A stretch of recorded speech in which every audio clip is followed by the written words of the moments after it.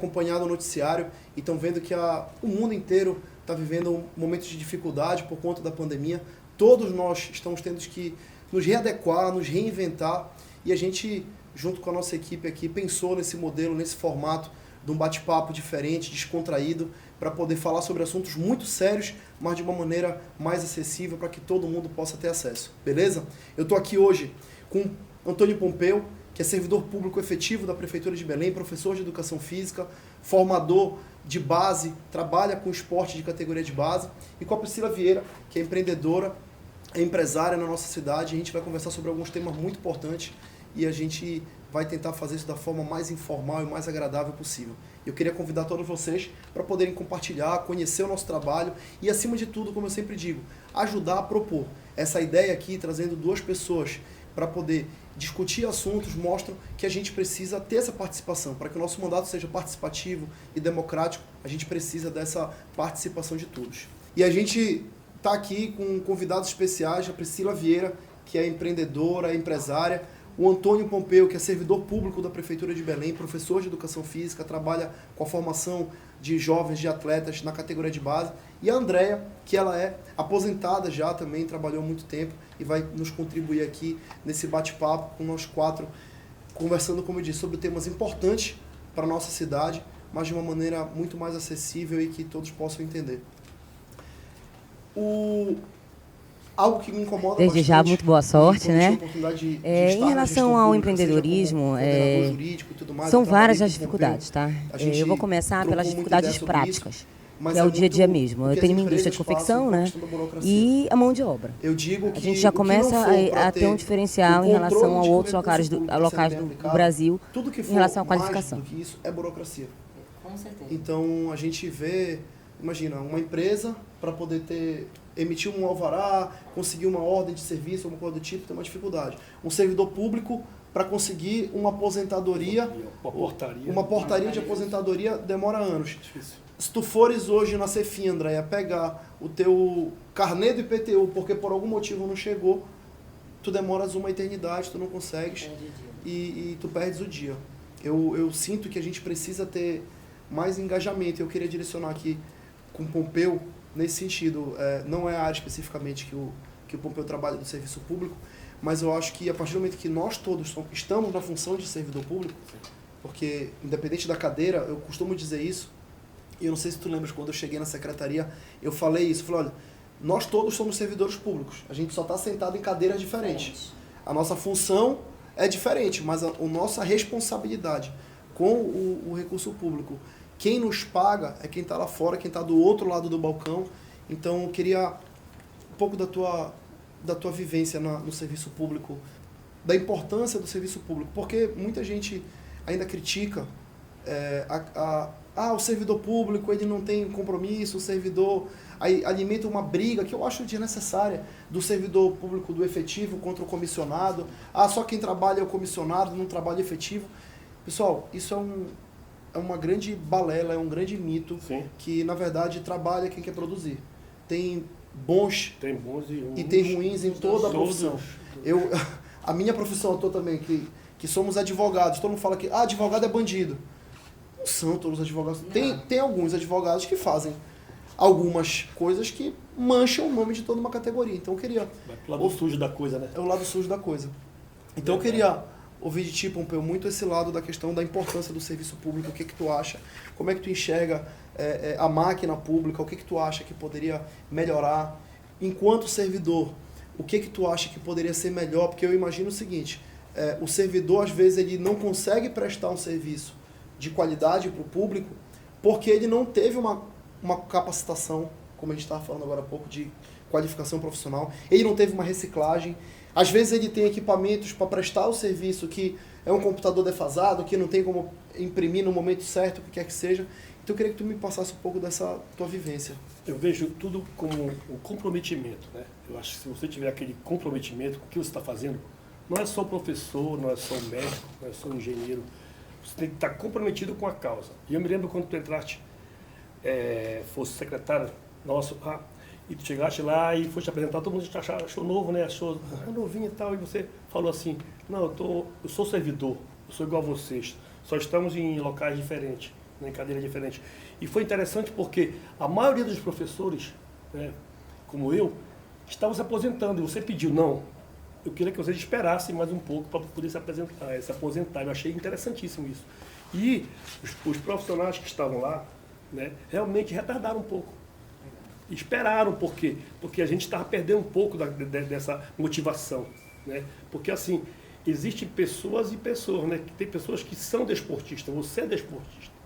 Ele veio do desporto, ele veio do esporte, né? Então, é diferente quando você tem essa especificidade da coisa. Né?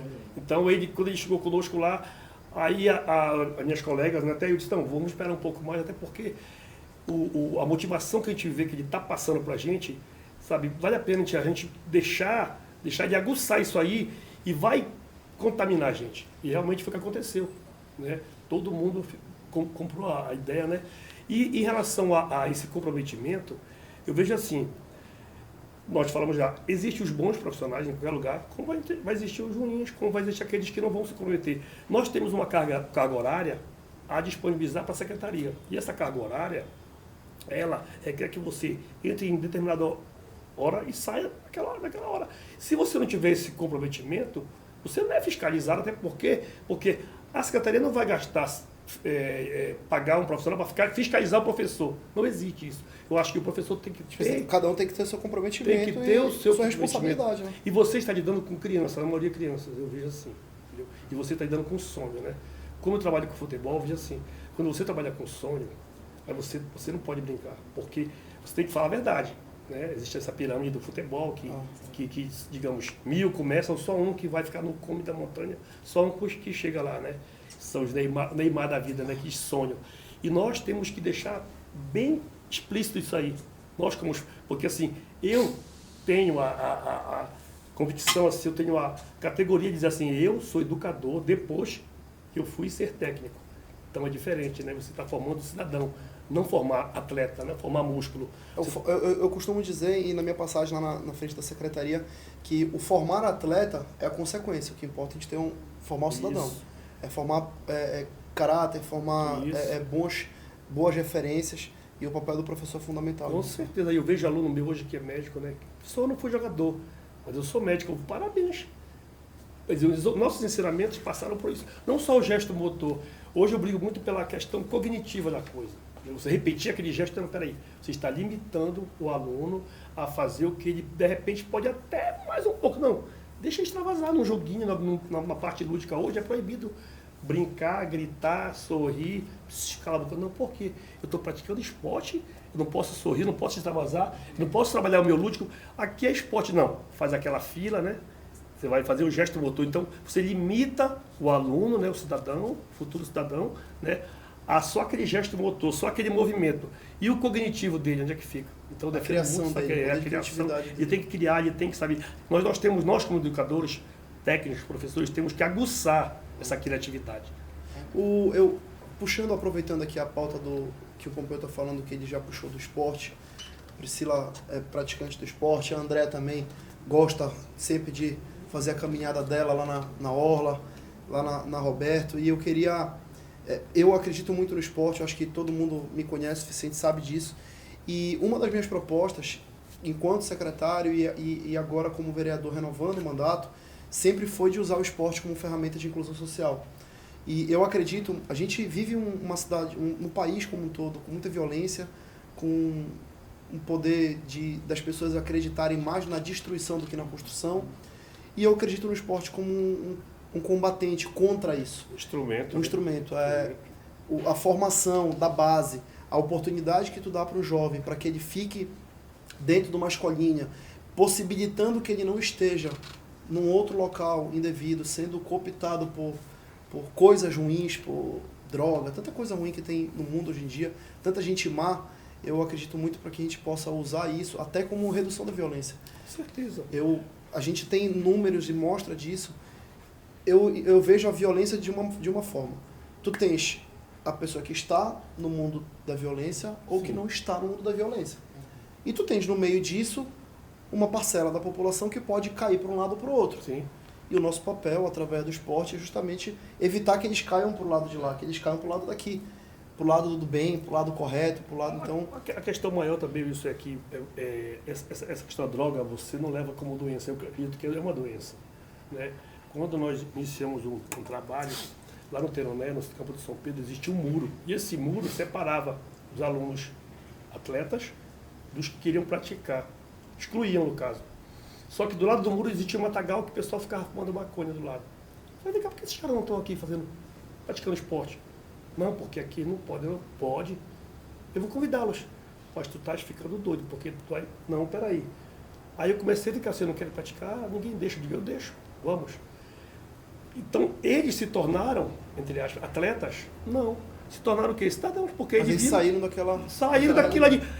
O tempo que eles estavam lá, consumindo droga, eles estavam praticando esporte. E você sabe que quando você pratica um esporte, como vocês, a endorfina dá aquela sensação, libera, né? Do que ele estava procurando em outras coisas, ele tinha. Aí eles começaram a praticar o esporte, sabe? Já começaram a chegar na hora da aula. Professor, não, pode entrar. Então, já não ficaram de lá de fora do muro, o matagal já não existia, porque aquele matagal era tipo, não, ficou horrível, não, esse matagal vai ter que sair daí. Porque não vai mais servir para nada esse matagal. Isso é oportunidade. Eu acredito que o mundo...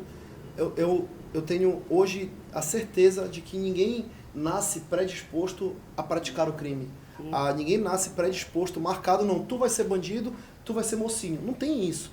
Isso, as oportunidades, o contexto social que cada um de nós foi criado, pode ser mais ou menos propenso a você ser cooptado por isso.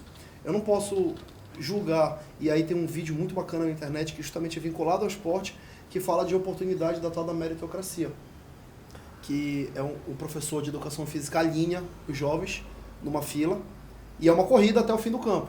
E ele começa a falar, quem sempre estudou em escola particular, dê 2 passos à frente. Aí vem o pessoal. Quem estudou em escola pública, dê 1 passo atrás. Quem tem mais de uma televisão em casa. Algumas coisas que parecem besteiras, sim, mas na verdade mostram o contexto de oportunidade que aquela pessoa teve. Então, quando ele dá a largada, a diferença das pessoas na largada em si para começar a correr já tem uma diferença muito grande. Então, a vida é feita de oportunidade. Então, o que a gente precisa, e eu acredito muito no esporte, é isso, é que a gente possa promover e proporcionar oportunidades para que jovens, mas adultos que estavam sedentários, que estavam com problema de saúde, com depressão, que através do esporte conseguiram isso. Então, ele tem um fator de inclusão social absurdo. E essa questão, sem te interromper, do esporte segregar, isso é muito séria, porque nós que trabalhamos com o esporte, nós temos que incluir. A inclusão faz parte. Eu me lembro que, na época que você estava como secretário, né, aí tinha os surdos, né, a questão dos surdos lá no Tino Pimenta, muito bonita, os surdos, e eu cansei de vê-los. Né, e lá também, lá em Mosqueiro, em julho, nós fizemos aquele verão lá, aquele banho acessível, eu achei aquela coisa mais linda, porque você vai para a praia, aí vai de cadeira de roda, não, você não pode tomar banho. Quem falou que não pode? Aí quer dizer, fizemos aquele projeto, foi aplicado no caso, e todo mundo participou lá, eles estavam tomando banho lá. A acessibilidade na cidade, em Belém, a acessibilidade como um todo, ela é muito ruim para a população, principalmente para a pessoa com deficiência. Então, nem é visto, né? Eu acho que do que existe, se tu for colocar num montante, é mínimo. É em alguns locais, são em alguns poucos locais. Então, justamente isso, a gente precisa tornar a cidade acessível, porque o trabalho que eu tenho com os surdos, eu uso o exemplo dos surdos, porque se tu for reparar, um deficiente físico, um cadeirante, ele está na cadeira de rodas, tu percebes a deficiência dele. Um cego, ele está com a bengala, tu vai ver. O surdo, ele está aqui no meio e ele está vivendo alheio a tudo que está acontecendo, porque ele não tem... O mundo dele, né? Então, no mundo dele ali. Ele não tem a população, na sua grande maioria, sabendo se comunicar com ele através de Libras, porque Libra não é ensinado na escola. Um dos projetos que eu apresentei ainda, agora no nosso mandato como vereador, em 11 meses de mandato, um dos projetos foi justamente incluir um projeto indicativo para o executivo, para o prefeito, para poder incluir a Libras, a Língua Brasileira de Sinais, como matéria obrigatória na matriz curricular. Interessante. Isso me possibilita que a criança surda tenha possibilidade, sim, mas também possibilita que as outras crianças aprendam a se comunicar com aquela criança. E aí, falando também especificamente de deficiente, a gente sabe que é um problema que me incomoda muito, e todos nós aqui em realidades diferentes tem, são as calçadas na nossa cidade.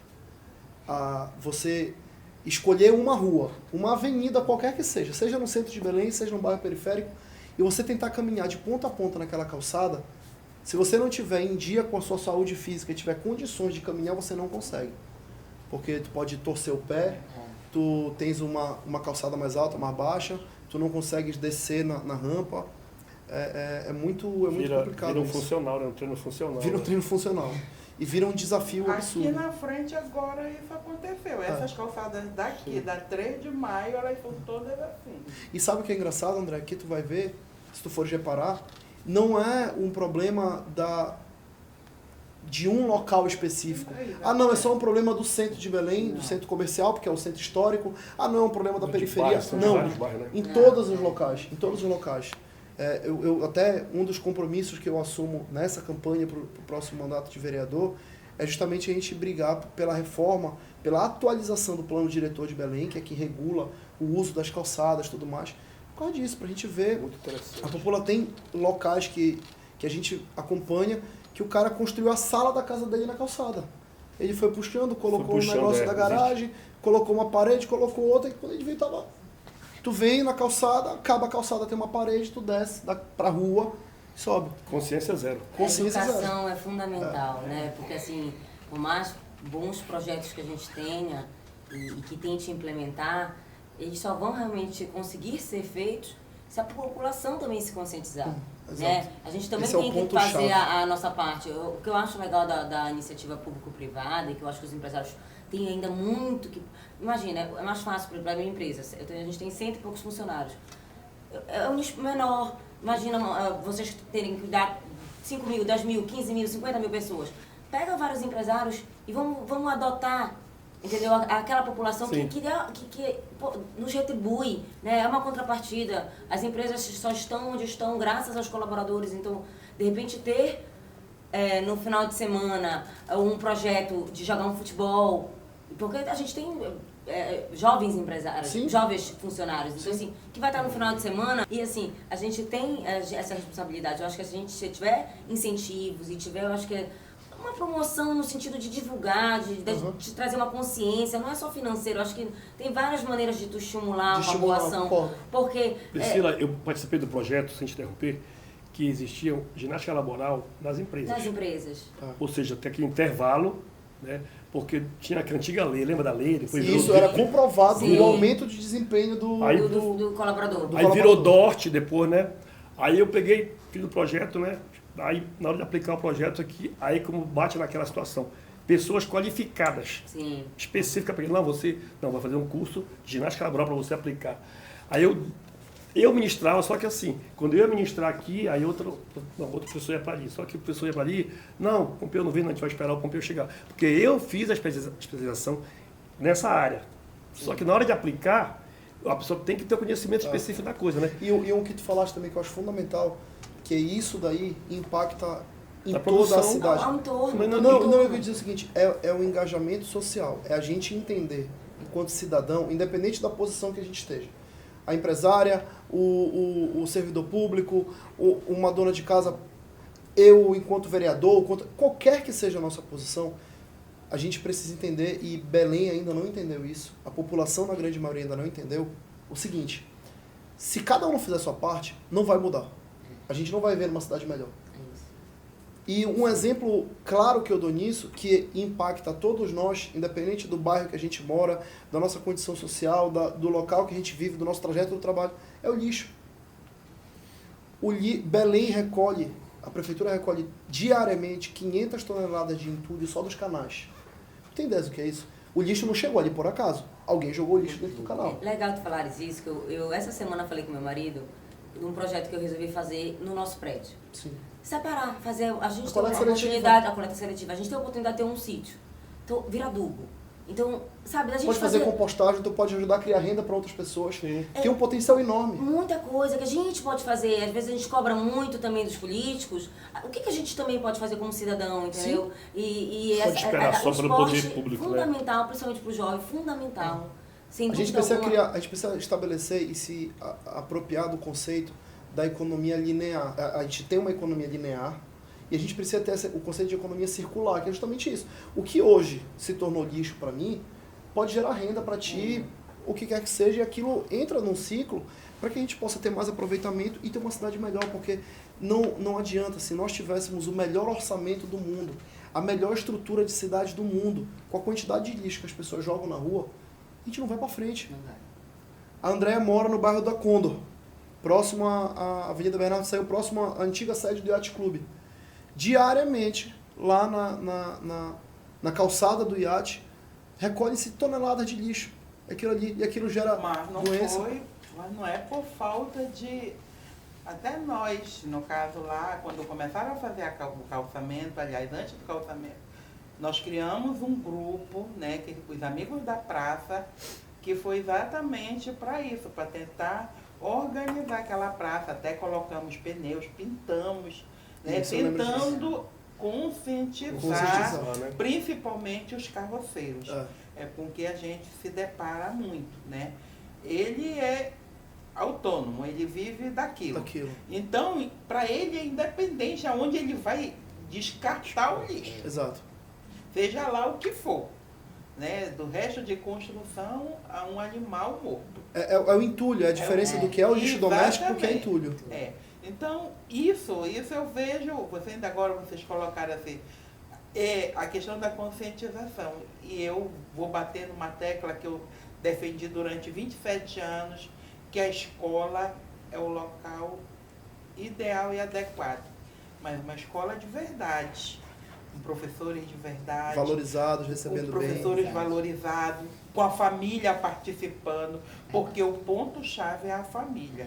Porque não adianta se de repente eu tiver a melhor escola, ser o melhor professor, eu ter o melhor conteúdo, mas se eu não tiver a família do meu aluno trabalhando comigo, o meu trabalho não vai para frente. Os pais, às vezes, acabam terceirizando a educação dos filhos nesse sentido, a criação, a formação para os professores, para o ambiente escolar, e esperam que a criança venha formada dali, educada. Aí, olha, vê você na escola, você passa, porque eu, na escola, eu trabalhei desde da antiga educação infantil, que era a pré-escola, hoje é educação infantil. Né? Antes era pré-escola, até a formação de professores, que era o antigo magistério. Trabalhei com isso. E aí, nessas etapas da vida, a gente vai vendo realmente quem tem engajamento, quem não tem. Né? Isso já foi colocado aqui dos profissionais. Tem bons médicos, tem bons professores, tem bons advogados, tem excelentes, mas tem os péssimos também. E isso tudo contribui para que o trabalho não flua. Esse tripé, André, é muito interessante. A família, a escola e o professor. Isso. Tem que estar engajado. Tem que estar. Não, tem que estar na mesma sinergia, na mesma... Exatamente. 3 pilares da educação, porque a gente marca, olha bem, eu vou tiro por mim, marca uma reunião com os pais. Isso era o... Sábado de manhã. Isso era o cargo do posso, professor. Porque é a hora da tomar minha cerveja, tá? Então quando é que dá para você? Domingo? Não, domingo eu não estou de ressaca. Tá bom, então quando é que dá?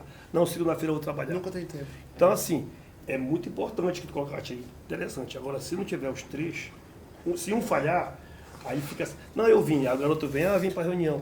Por que teu pai não vem? Não, é você o responsável. Não, eu que tomo conta de casa, que meu pai sai, eu fico lá. Eu já tive aluno lá, meu, que tomava conta da irmã dele e do irmãozinho mais novo. Porque o pai tinha que sair e tal. Então, infelizmente, também depara com isso aí. Agora, tem que dar essa condição, né? Como o Wilson falou aí. Não esperar só pelo poder público também. Um assunto que eu queria, pulando aqui já, que a gente começou a falar, é justamente a questão de saneamento básico.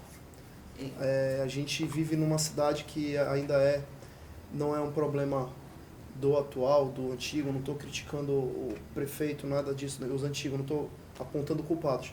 Mas é um fato que a nossa cidade ainda está entre as 5 piores cidades do país de abastecimento, de atendimento do saneamento básico. A gente tem, pode segurar aqui, André, a gente tem alguns pontos, alguns fatos que são vinculados a Belém. Por exemplo, 40% do nosso território é abaixo do nível do mar, a gente tem 14 bacias hidrográficas, 85 canais, são quase 200 quilômetros de canal dentro de Belém. Então, isso são fatos que, por si só, já trazem um desafio muito grande para tu resolver um problema de saneamento básico. A gente tem uma cidade que ela foi, na sua grande maioria, ela foi formada por ocupações, ou seja, as pessoas chegaram para ocupar áreas verdes e depois o poder público chegou, ou seja, o nível de investimento, o volume do investimento, o financeiro é muito maior para poder fazer uma intervenção onde já tem gente morando.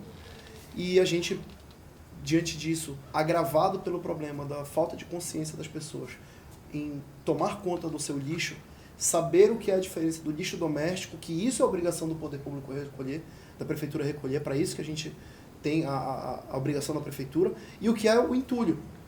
Eu vou podar as árvores da minha casa, do meu quintal, eu jogo os galhos tudo na porta. Isso é entulho, isso é responsabilidade do particular resolver.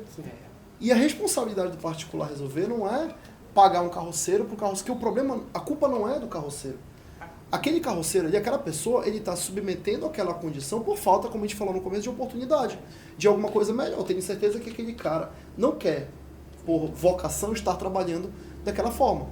Eu apresentei um projeto na Câmara, justamente para que a gente criasse ecopontos, pegando esses carroceiros, capacitando eles numa cooperativa, gerando oportunidade de trabalho, emprego e renda para eles, e que a gente tivesse onde destinar esse material que é entulho e que possa, tanto o entulho, mas também parte do lixo doméstico, que possa ser reaproveitado por cooperativas. A gente precisa, eu tenho desejo muito grande de ver a nossa cidade cada vez melhor no ponto de vista do saneamento básico. A gente ainda tem pessoas na nossa cidade vivendo em condições degradantes. Um exemplo, no bairro do Jurunas, bairro da Pedreira, no bairro do Telégrafo, lá na Vila da Barca, Tapanã, enfim, vários bairros que as pessoas moram em cima de palafita, pessoas que não têm banheiro dentro de casa.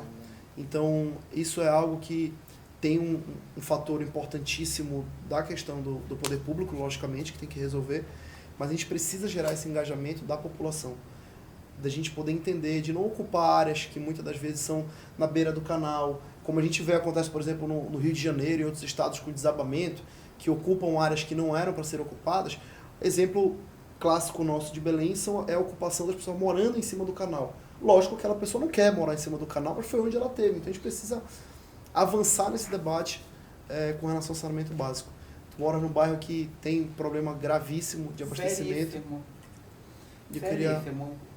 Porque, no caso, é quase próximo à Estrada Nova. Nós temos o Rio Guamá lá. Deu a chuva, maré grande, você começa a levantar o seu sofá porque a sua casa vai ao fundo. Esse ano, lá em casa, nós já passamos por 3 alagamentos. E olha, tem 9 anos que houve uma reforma na minha casa, mas infelizmente agora nós vamos ter que nos preparar para mais uma reforma. Sabe? Em função disso. Que aí os bueiros, da feita que a maré encheu, não tem para onde escoar. Não tem. Aí entra. E o lixo entope o bueiro. Aí tem aí que vem a questão do lixo. Aí tem garrafa PET, tem copo descartável, tem todo saco tipo plástico. De coisa. Tiraram outro dia de dentro de um canal uma carcaça de carro. Nossa. Colchão, geladeira, Sim, vocês possam imaginar. Olha, Wilson, tem uma situação que eu vejo, porque eu moro ali para Souza, né? Souza perto ali do...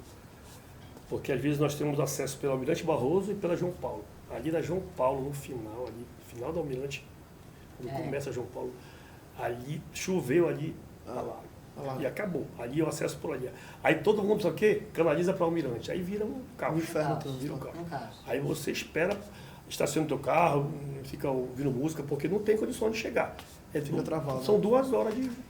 De um problema que seria o do saneamento, já criou... Tu já gera um outro mobilidade. É isso mesmo. Exatamente. Eu digo muito isso, porque as pessoas falam, eu não dependo da política. Eu sou empresário, eu sou médico, quer que seja, eu pago minhas contas, eu tenho meu plano de saúde, eu não dependo. Tu depende, porque o trânsito que tu tá, por conta de um alagamento que foi gerado, quer que seja, envolve a política. Depende, né? Então a gente precisa ver o que a gente pode contribuir enquanto sociedade. E eu estou aqui fazendo isso não é para falar, não, eu estou tirando a culpa da costa da prefeitura. Não estou fazendo isso. A prefeitura tem sua responsabilidade. Eu fui secretário, eu sei qual é a dificuldade da gestão porque tu tens um orçamento reduzido. Para vocês terem ideia, Belém tá é a terceira pior receita per capita entre as capitais. Então tu imaginas como é que Belém vai gerir a cidade com recurso mínimo. Para tu teres ideia, o orçamento de Belém é 3,4 bilhões por ano. O orçamento, o que tu podes gastar, mas tu depende do dinheiro para gastar. Só de ICMS, a cota parte do ICMS que a gente perde, porque não temos matéria-prima sendo produzida em Belém. E o fundo de participação dos municípios, que é a receita transferida, Belém perde algo em torno de 600 milhões mais ou menos por ano. De dinheiro que deixa de entrar para poder implementar saneamento básico, para poder expandir ciclovias e ciclofaixas no que diz para poder aliviar o transporte público, o transporte coletivo. Então, o IPTU, que muita gente fala, eu pago meu IPTU em dia. O IPTU representa 5% no orçamento. E desses 5%, tem 60% de inadimplência. 60% de inadimplência todo mês. Não é simples, eu fui secretário, eu não me arrependo, foi uma experiência para mim muito grande. Como a gente gerir, da feita que a gente senta do outro lado do balcão e vê a responsabilidade que a gente tem e a frustração de não conseguir implementar uma política pública, qualquer que seja, por falta de recurso, por falta de possibilidade financeira, isso é muito frustrante para o gestor. A gente acompanha várias ações que são feitas, algumas têm como serem feitas, outras não, mas eu acho que é importante essa participação popular, porque eu, enquanto vereador, no cargo que eu estou, me colocando à disposição, colocando meu nome para a reeleição, se eu tiver a contribuição da sociedade para me ajudar a construir um plano de metas, um plano de sugestões, ideias que venham da sociedade para dentro da Câmara, é fundamental. É um feedback, né? Esse feedback é importantíssimo. Eu acho que a gente está fazendo agora, parece assim um bate-papo besta, entre aspas, né? Mas é fundamental. Quantas chances a gente tem de estar próximo de um vereador, de um candidato que seja, que hoje em dia eles estão mais próximos. Eu, pelo Conjovem, a gente recebeu, quase todos, ainda faltam alguns candidatos à prefeitura. E assim, tu conversar, tu mostrar as tuas dificuldades. E a gente vê que o perfil do político tá mais jovem. Então, assim, tá começando a ser uma preocupação antes.